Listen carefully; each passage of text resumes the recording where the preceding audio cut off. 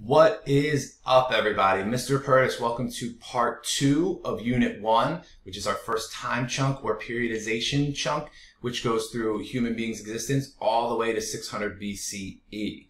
And just a quick reminder, in the first part of this video set, we discussed or talked about the rise of human beings and the rise of the Neolithic Revolution and the Neolithic Revolution spreading. Just to put it into context, the Neolithic Revolution is about 8,000 BCE at its start. It's obviously going to spread to different places at different times. What we're looking at today is really around 3,000 BCE, give or take, which is the development of civilization. So let's get rock and roll on this. The first thing just to point out, and I want you really to take a look at this map as I'm going through it, and feel free to pause it if you're a little confused. You definitely need to know the names and locations of these civilizations. You don't necessarily need to know every single specific detail about each civilization, but you definitely should recognize where they are on the map and that they exist and that they're part of these early first civilizations. And you might have called them last year River Valley civilizations. So we have over here the Yellow River, which is going to be the Shang dynasty, one of the first dynasties in China. Over here we have the Indus River Valley, and which is known as Mohenjo-Daro and the Harappa. We also have Mesopotamia over here, which is going to be many different civilizations at the Tigris and Euphrates River. One of the most famous is the Sumerians, but we also have the Babylonians and the Assyrians. One of the bad sides about Mesopotamia's geography is that they're very easy to attack because of the flat lands surrounding them. We also have the Egyptian civilization, which pretty much everyone already knows about, I'm sure. We also have the Hittites up here, which is a group people will talk about in a second. Over here we have what is called Mesoamerica, and the civilization that exists during this first civilization period is called the Olmecs. And then down here in the Andes region we have the Chavin. I have a couple arrows here. Let's not forget Papua New Guinea. My bad. No offense to any Papua New Guineans out there. Also, there's two arrows here which kind of show a little bit of the trade that existed during this period, which we'll get to at the end. So quickly, just to point out here, the first civilizations are going to really emerge in Mesopotamia and Egypt. Mesopotamia is kind of our cradle of civilization, but we also see civilization emerge at the Nile River. Both have access to water. That water, obviously the rivers overflow, leaving fertile land, and that fertile land allows you to plant crops. Eventually, these states are going to develop irrigation systems and dams or dikes to prevent the water from destroying all the crops. Egypt is going to be much more successful in this. Mesopotamia is going to have a little bit more difficult time protecting their crops and their people from floods, because the floods are just going to be much worse with two rivers and access to the Persian Gulf here, which is going to spread water, as well as the Mediterranean Sea over here. So besides the first civilization, with these first two civilizations, a couple characteristics that we see that are very similar between these two. One, both Mesopotamia and Egypt believe in the divinity of rulers. And what that means is that the rulers are divine, that they are godlike. So as you probably learned last year, the pharaoh believes that he is connected to the gods, and that he is a direct descendant of the gods, and that his son, who becomes the next pharaoh, is also a descendant of the gods. We see the same thing with, for example, Hammurabi in Mesopotamia. He believed, and those that followed him believed, that there was a connection to the gods. And keep in mind, this is a pretty smart move, even if the pharaohs or the kings in Mesopotamia didn't believe it, because if you make yourself divine, people are more likely to listen to you if they believe that you are divine. Also, they're going to be able to mobilize a surplus of labor. We're looking at countries, or states, countries is a bad word, states that are these huge states over a large place in an early period of time. So for example, look at New York State, for example. Imagine a region that size, 3,000 BCE, and you are trying to bring or mobilize the surplus of labor. So there's a lot of people who live there. How do you bring them and help them come into your state and provide what you need, whether it is workers, whether it is merchants, whether it is just farmers, and to develop and to deliver what you need to you to help your civilization exist. The third thing is you need military support. You have to protect your borders. You have to protect yourself from invaders. And also, a lot of these early civilizations want to expand, whether it is for more labor and more resources, or to just show off their power and their wealth. So one other kind of piece to this and over thing is we have this group I mentioned called the Hittites. They are up here in this region. This is over here is Mesopotamia. Down here is the Egyptian civilization. So they are really on the cusp and bordering those two areas. If you didn't talk about this group of people last year and this civilization, one interesting fact about them is they have great access to iron. There's a lot of iron that exists up here. And this group of people learn to take the iron and the techniques to melt it and make it into something that they can use, whether it is farming tools or weapons. So what you see up here is obviously an axe that can be used as a weapon with a lot of intricate patterns and designs. With more resources come a surplus of food. Food is the necessity of life, obviously. And with more food comes more people.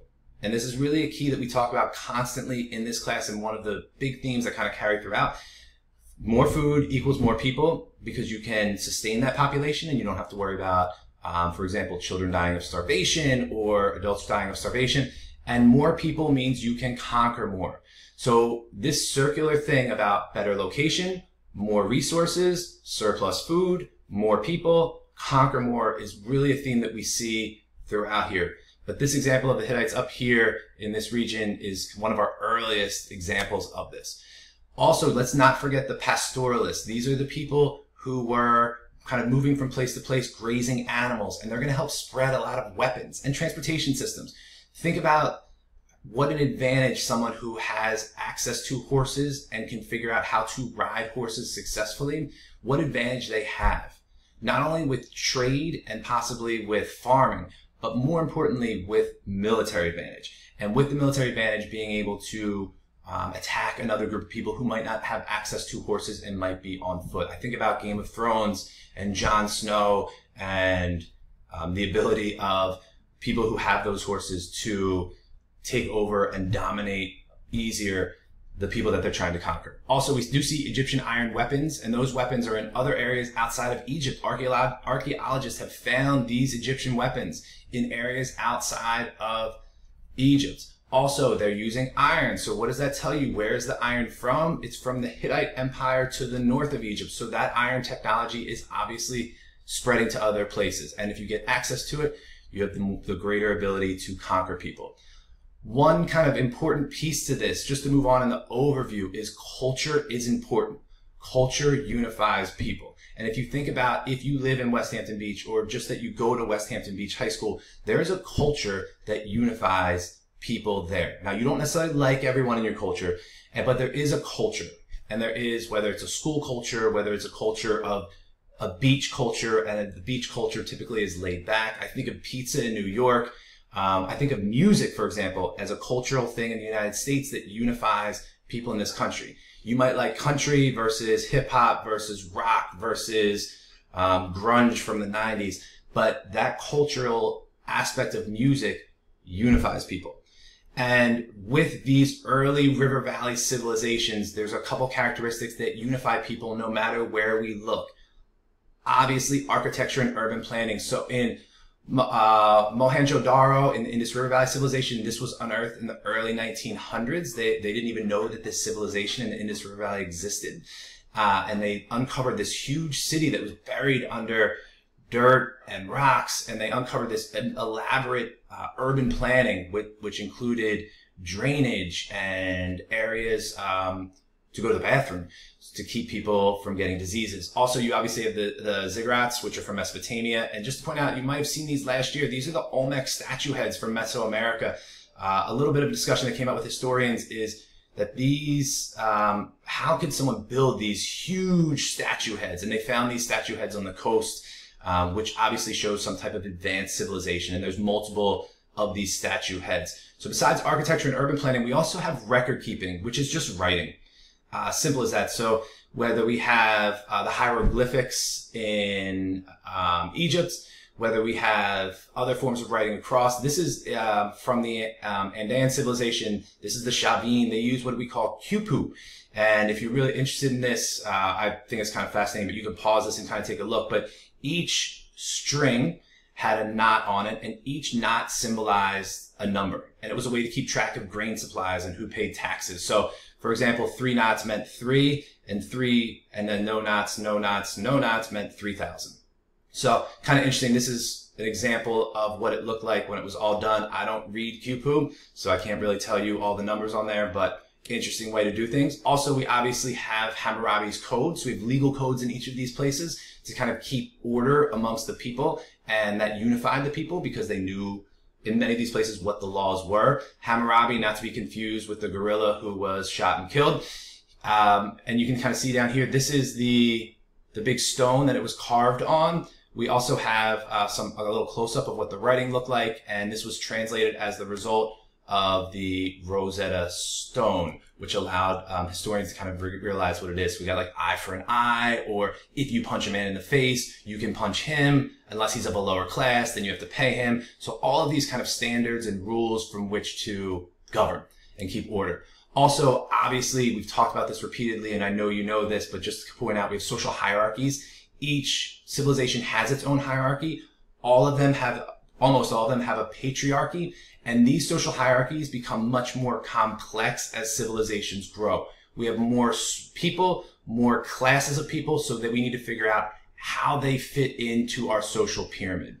So you might, for example, over here in China, you have merchants at the bottom. But if you look over here in Egypt, you have merchants more towards the top.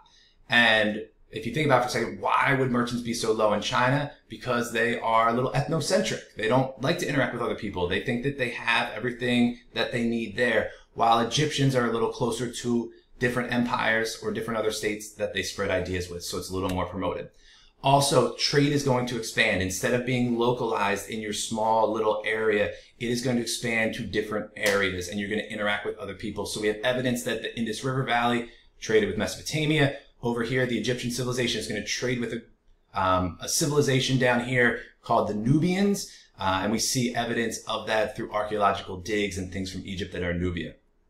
Last piece of this, there are going to be new religions. One is the Vedic religion. This comes from the Aryans up here. The Aryans bring in this Vedic religion, which is going to be the basis of Hinduism. They're going to bring with them the Sanskrit scriptures, which is going to be called the Vedas. And there's 4 books explaining rituals and gods, which is going to lead to Hinduism, which we'll talk about in the next unit. Also, we see the beginning of Judaism, which is Hebrew monotheism. Abraham claims to have been, and the belief in Judaism is that God spoke to him, and through that we see the basis of Judaism, of people who believe in this monotheistic religion of one deity. And lastly, which you might not have talked about last year, is Zoroastrianism. This is founded in Iran. It's really the basis of monotheism, in which there's a good God and an evil God, both derived from the same original God. And this guy, Ahura Mazda, is seen as the good God, and there's a belief that there is a Messiah, that heaven and hell exists, that we have free will to make our choices. And if you know someone who is Christian or any of the Judeo-Christian religions, this is really familiar to a lot of people.